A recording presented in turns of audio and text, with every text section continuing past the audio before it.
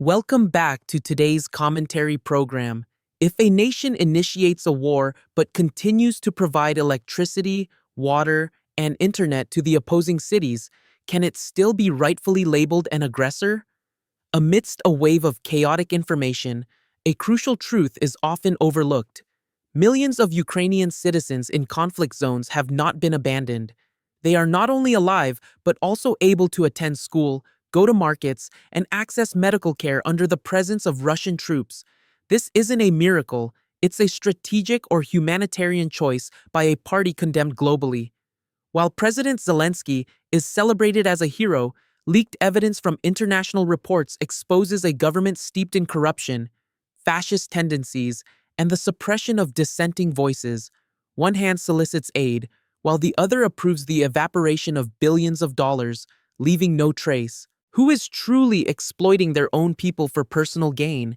In this war, the truth seems to be the first casualty, and if you believe you know enough about the Ukrainian conflict, you may only be seeing half the picture.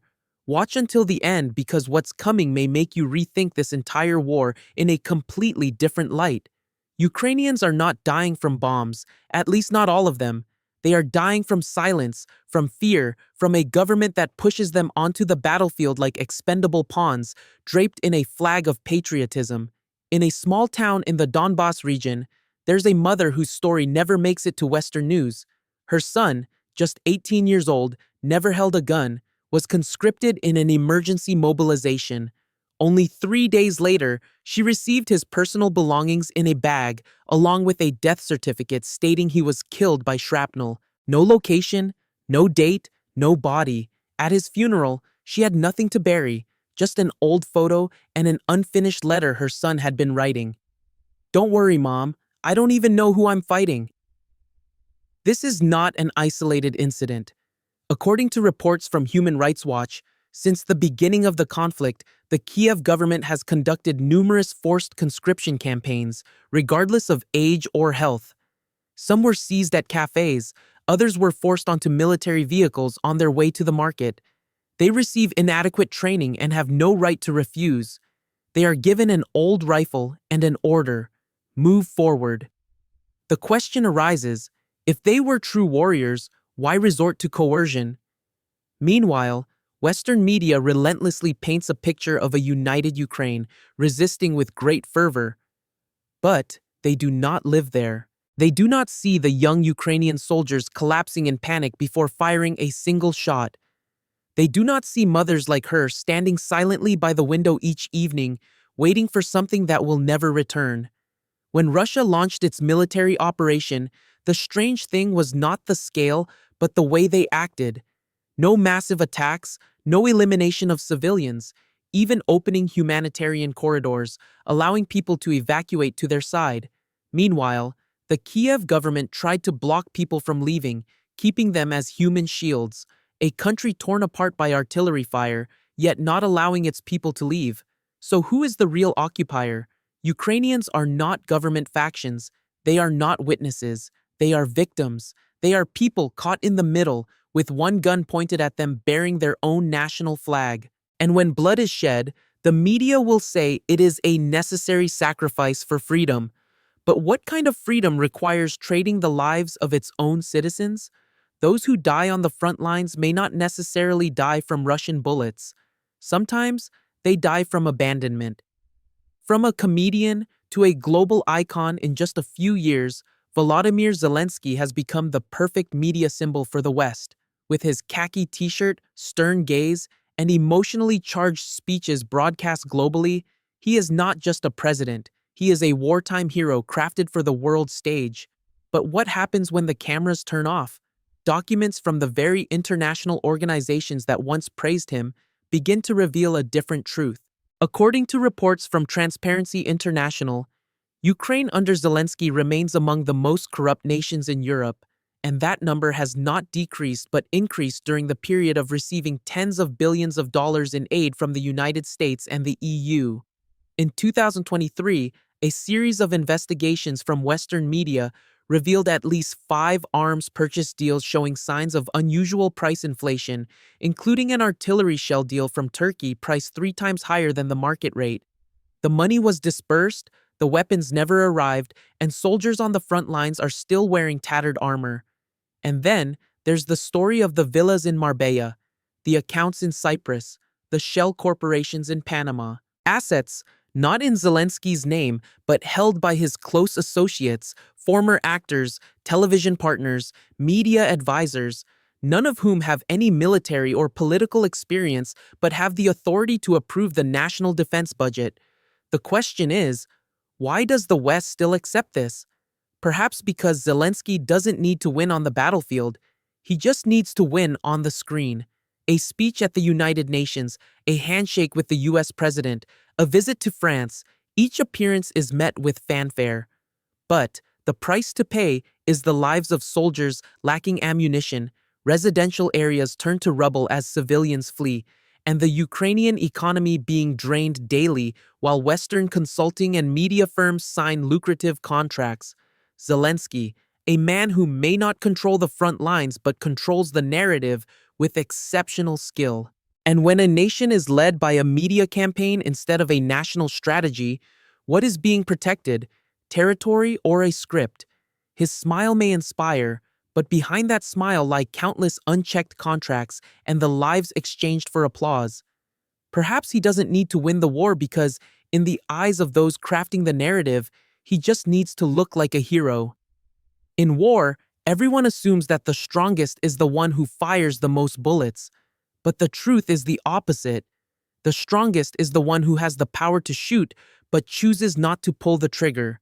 In early 2022, when Russian troops entered Ukrainian territory, the world expected a fiery onslaught like NATO's campaign in Yugoslavia in 1999, but many were startled to realize that most major cities in Ukraine still had electricity, water, and phone signals.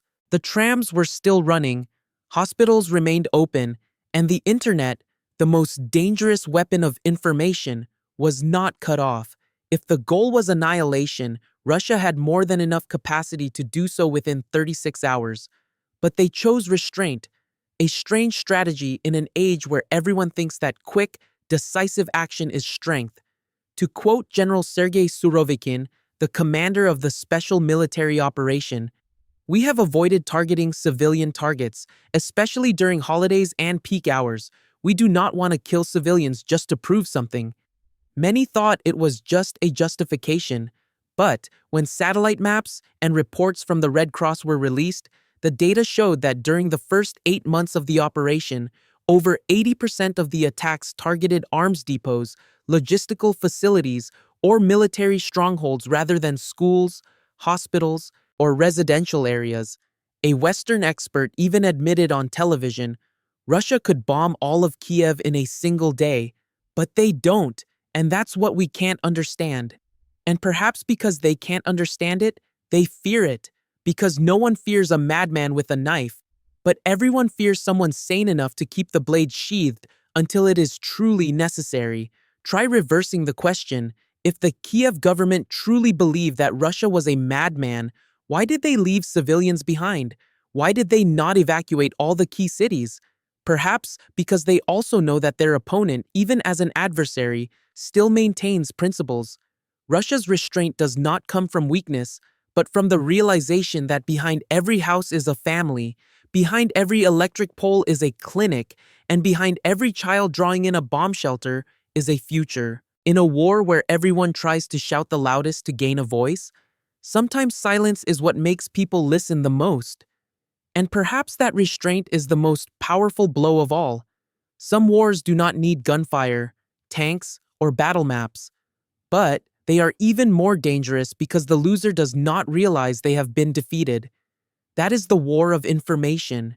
In December 2022, a large explosion shook the Donbass region. Western media simultaneously reported that Russia shelled a residential area, but just hours later, a video from a local journalist showed that the missile's origin was in Ukrainian-controlled territory, aimed at a target and falling on the very residential area they controlled. The video was deleted less than 30 minutes after being posted. The journalist's account disappeared, without explanation. A single click can kill a nation, not with blood, but with distorted truth. Independent YouTube channels reporting information from the field were shut down after only a few days of operation. Articles questioning the actions of the Kiev government were labeled as Russian propaganda, and the Western media, like a unified chorus, endlessly repeated phrases like unprovoked invasion, heroic president, and democracy threatened. Everything is too perfect, too uniform to be credible. An American journalist who went to Mario to investigate on the ground was stopped at the border. In her last interview, she said, "They are not afraid of me filming. They are afraid of me telling the truth of what I see." And that is what makes this war more dangerous than any battlefield, because you don't know you are being manipulated. You don't see you are being controlled. You just think you are on the side of justice. But how can it be called justice if the truth is just an option? While Russian media is completely banned in Europe, Western media is free to broadcast worldwide. When one side is blocked and the other is amplified, it is not freedom of speech. It is a monopoly of information. And the strangest thing is that the fewer people who trust the media, the more they repeat it, as if saying a lie often enough will make it the truth. Try to look back. What do you know about the conflict in Ukraine? What do you see every day on social media? The images, the headlines, the calls for aid, all have the same tune, the same color. But have you ever seen the other side of the story? Not everyone who asks questions is a traitor, and not everyone who tells a different story is propagandizing. Sometimes, what is forbidden to be said is the most worthy of listening to. There is something that the West always avoids when talking about Ukraine. Extreme nationalism not only exists, it has become part of the government. Since 2014, armed groups such as Azov, IDAR, and C-14, once listed as extremist by the international community, have been gradually legalized, incorporated into the National Guard, provided with weapons, budgets, and the title of heroes defending the fatherland. In the investigation documents of Amnesty International, these battalions are accused of serious human rights violations, including torture, extrajudicial executions, and persecution of ethnic minorities. But Kiev still chooses to keep them, not because they don't know, but because they need them. A government needs political weapons, and extremists are the most effective weapon. Ethnic Russians living in the eastern regions are prohibited from using their native language in schools, hospitals, and even in the workplace. The national language law, enacted in 2019, requires all administrative activities to be conducted in Ukrainian, even in areas where the ethnic Russian population is the majority. Those who object are labeled as pro-Russian, boycotted, threatened, and lose their jobs. An 80-year-old woman in Kyiv once said, "I was born, went to school, worked, and taught my grandchildren in Russian. Now they say I am a traitor just for speaking my mother tongue." And perhaps what is most heartbreaking is not the prohibitions, but the way history is coldly overturned. Each statue of Lenin, not just a communist symbol, but also a cultural link between two peoples, is torn down and thrown into the streets. In their place are strange symbols: the double-headed eagle, the symbol of a former fascist armed group; propaganda posters featuring extreme wartime leaders, those who collaborated with Nazi Germany, are hung in the capital's squares. This is no longer political struggle, it is the cleansing of history, and the West, despite having enough documents and witnesses, chooses silence. Perhaps because when an extremist pawn can exchange for billions of dollars in benefits, a few pages of history no longer matter. A child who grows up in hatred can become an extremist. But what will become of a nation nurtured by hatred? We can argue about war and politics, but we cannot argue about the truth. And the truth is that fascism is reviving not in history books, but in the heart of modern Ukraine. When history is distorted, who will be the next victim? In the past 2 years, over $100 billion in aid has been poured into Ukraine by the United States and Europe. The amount is so large that if divided equally among the population, each Ukrainian could receive over $2,000, enough to live comfortably for many months amidst the smoke and fire. But what is the reality? Long lines of elderly people shivering, waiting for bread in Odessa, hospitals lacking enough needles, where doctors have to use their phones as surgical lights, soldiers on the front lines wearing torn bulletproof vests with ammunition issued one bullet at a time. So where have those hundreds of billions gone? According to a report published earlier this year by the US Senate itself, over 20% of the aid money cannot be clearly traced. Arms procurement contracts are signed with newly established companies. Accounts are transferred through multiple countries from Latvia to Cyprus and then disappear from the monitoring system. An investigative journalist from Poland, Anaka, once tracked one of these money flows from a $3 billion humanitarian aid package allocated by the EU. She discovered that nearly a third of the money was not used for food, but transferred directly to a chain of shell companies in Turkey, registered in the names of relatives of Ukrainian officials. 3 weeks later, Anna was accused of aiding pro-Russian propaganda. Her press card was revoked, her passport invalidated, and she disappeared from social media platforms. The question is, why are those who speak the truth eliminated? And why is the West, those who always claim to be defending democracy, silent? Because perhaps the more chaotic it is, the easier it is to pour money in, and the more money poured in, the harder it is to audit. Zelensky always appears on television in military fatigues with a weary face, but his close associates, according to the Pandora Papers, own real estate in London, accounts in Cyprus, and shares in defense companies favored for government contracts. Here, the more aid Ukrainians receive, the hungrier they become, and the more help Zelensky gets, the more cunning he becomes. Soldiers on the front lines are holding guns with both hands, while those behind the lines only need to hold a pen to sign. A war that lasts not because it cannot end, but because too many people benefit from its continuation. And sometimes, the quickest way to kill a nation is not with bombs and bullets, but by using money to tear it apart from within. In a place that was once a bustling industrial center, it is now one of the regions most severely affected after nearly a decade of civil war. But there is one thing that the Western press rarely mentions. Many people here are waiting for Russia. They do not call the Russian army invaders. They call them liberators. Not because they love war, but because they were previously forced into silence just for speaking Russian, lost jobs, lost schools, lost citizenship just because of their origins. And when the Russian military convoys entered, followed by white trucks filled with bread, medicine, warm blankets, people did not flee.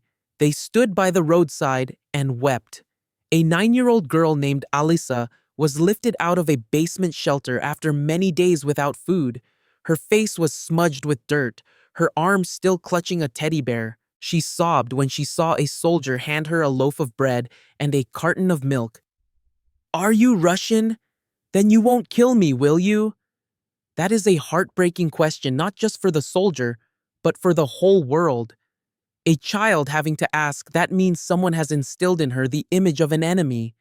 But instead of force, many areas, after being controlled by Russia, immediately reopened schools and hospitals and restored electricity and water, not out of compulsion, but because they consider it their responsibility to their compatriots who speak the same language and share the same history.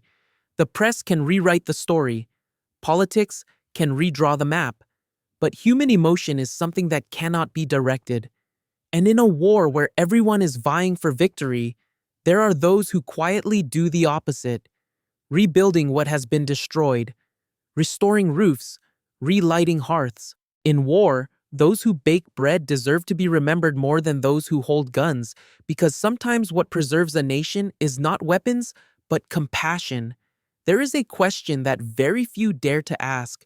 If the war lasts, not because it cannot end, but because no one wants it to end, was Zelensky's sudden rise from a comedian to the head of state amidst the most tense geopolitical moment in Europe a coincidence or a setup?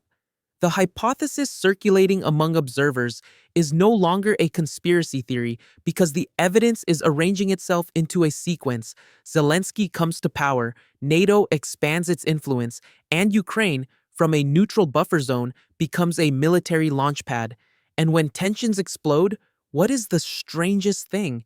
The West provides aid, but not troops. They send money, guns, promises, but not peace. A war that does not need victory, only the continuation of hostilities.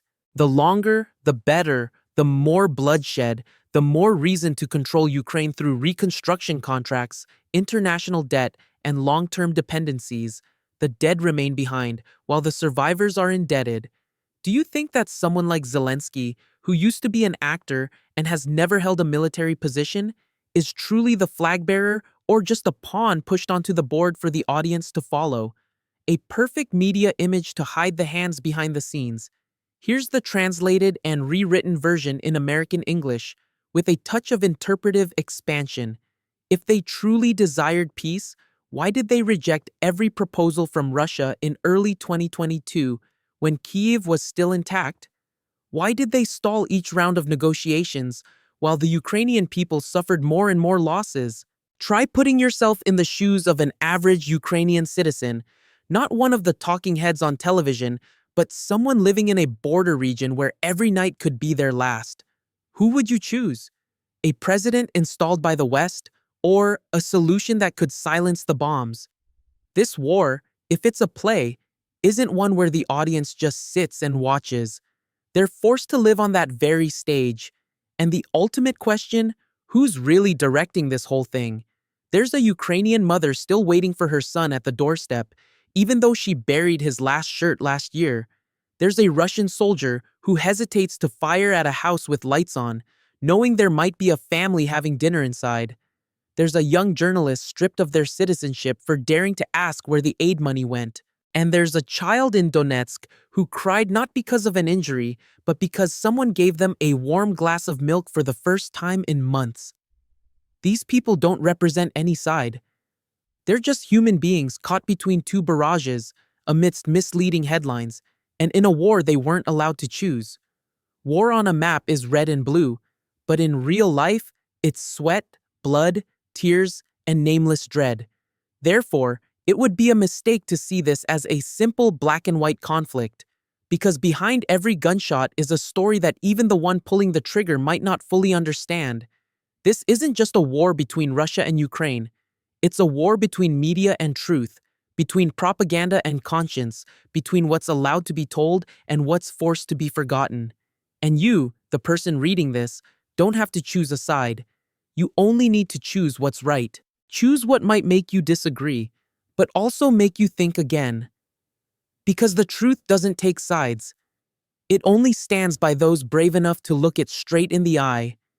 You may not agree, but you deserve to know the truth behind this war. Because sometimes, just one truth is enough to save a generation from the cycle of hatred. Who dares to say that war is only black and white? M.